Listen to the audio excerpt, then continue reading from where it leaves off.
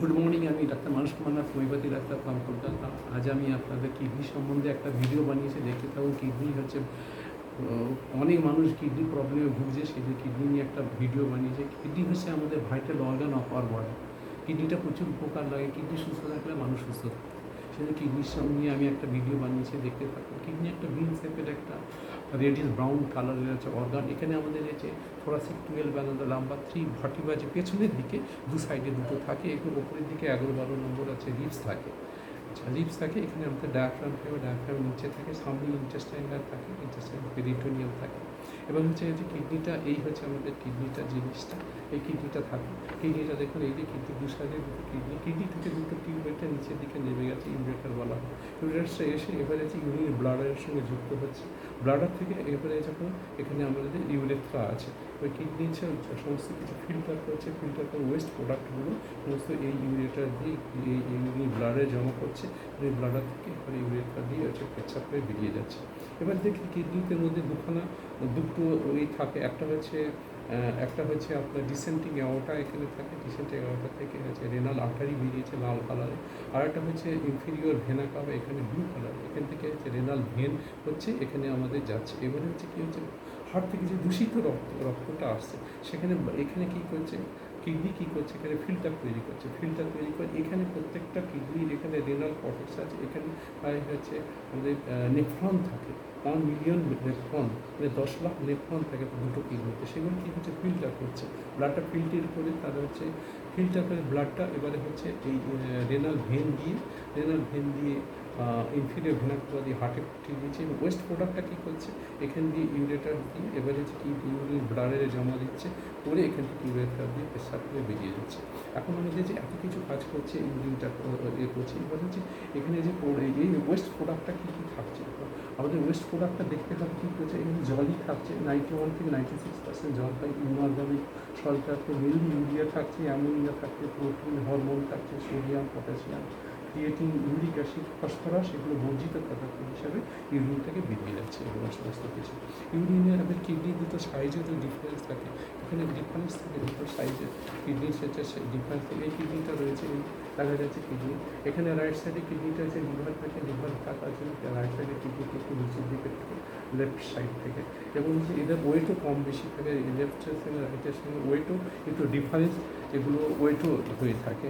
এগুলো সাধারণত আমাদের সাইজটা, আমাদের কিডনির সাইজটা সাধারণত কী হয়, আমাদের সাইজটা হচ্ছে আমাদের 10 সেন্টিমিটার থেকে 14 সেন্টিমিটার, মানে হচ্ছে আমাদের 4 ইঞ্চি থেকে 5.5 ইঞ্চি এগুলো সাইজ। মেল আর ফিমেলদের সাইজের ডিফারেন্স থাকে। এবং চওড়াটা থাকে তার মধ্যে 3 থেকে 6 সেন্টিমিটার হচ্ছে চওড়া থাকে। এবং হচ্ছে আমাদের লেফট কিডনিটা থেকে রাইট কিডনিটা একটু নিচে থাকে একটু সাধারণত। এবং এদের হচ্ছে সাইজেও ডিফারেন্স প্রায় 1.5 সেন্টিমিটারের ডিফারেন্স থাকে।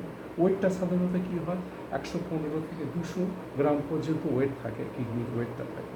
এদের ম্যান টু ম্যান এবং মেল টু ফিমেল এগুলো ডিফারেন্স হয়। এবারে হচ্ছে কী হচ্ছে, এই হচ্ছে আমাদের কিডনির এখানে এইখান থেকে এই হচ্ছে কিডনিটা এই হয়ে গেল।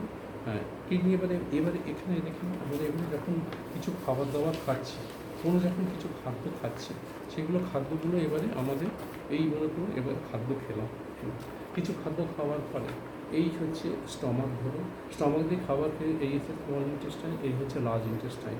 খাবারগুলো যখন খেয়ে নিচ্ছি, খাওয়ার পর জল খেলাম, ভাত, মাছ, মাংস খেলাম, তখন এখানে যে ব্লাড রয়েছে, ব্লাড স্ট্রিম দিয়ে অসমোটিক প্রক্রিয়া, অসমোটিক গ্র্যানিউলস থাকে, সেগুলোর থেকে ব্লাড স্ট্রিম দিয়ে এগুলো অসমোটিক প্রক্রিয়া, এগুলো হচ্ছে অ্যাবজর্ব হয়ে যাচ্ছে। অ্যাবজর্ব হয়ে গিয়ে এই যে ডাইজেশন করা খাদ্যটা, সেটা অ্যাবজর্ব করে গিয়ে ব্লাডে চলে যাচ্ছে। অ্যাবজর্ব করে কী অ্যাবজর্ব করে দিচ্ছে, এই যে ইন্টেস্টাইন থেকে সমস্ত water, electrolytes, vitamin, minerals, lipid, salt, protein, carbohydrate, হ্যাঁ, এইসবগুলো সল্ট, হ্যাঁ, এগুলো সমস্ত অ্যাবজর্ব করে নিচ্ছে। অ্যাবজর্ব করে নিয়ে কী করছে, এরা সমস্ত ব্লাড স্ট্রিমে শরীরে নানা অংশে পাঠিয়ে দিচ্ছে।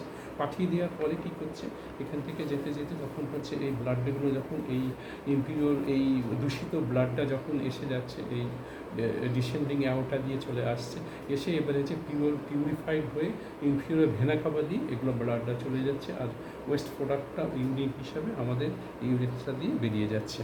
এই হচ্ছে আমাদের ইউরিনের কাহিনী।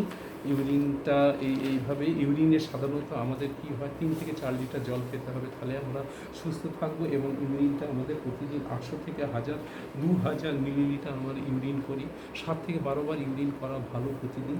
তাহলে ইউরিন এতটা কাজ করছে, ইউরিন বলকে সুস্থ রাখতে গেলে আমাদের ঠিক মতো জল খেতে হবে, ঠিক মতন টয়লেট করতে হবে, তাহলে আমাদের ইউরিনটা তাহলে সুস্থ থাকে। প্রত্যেকটা অর্গানের বড় বড় রোগে দেখা যাচ্ছে কিডনিটা যদি খারাপ হয়ে যায় তাহলে আর সারানো খুব মুশকিল হয়ে যায়। সেই জন্য কিডনিটা সুস্থ রাখতে হবে। যে কোনো রোগে কিডনিটাই হচ্ছে মেন। কিডনিটা সুস্থ থাকলে তাহলে সকলেই সুস্থ থাকা যায়।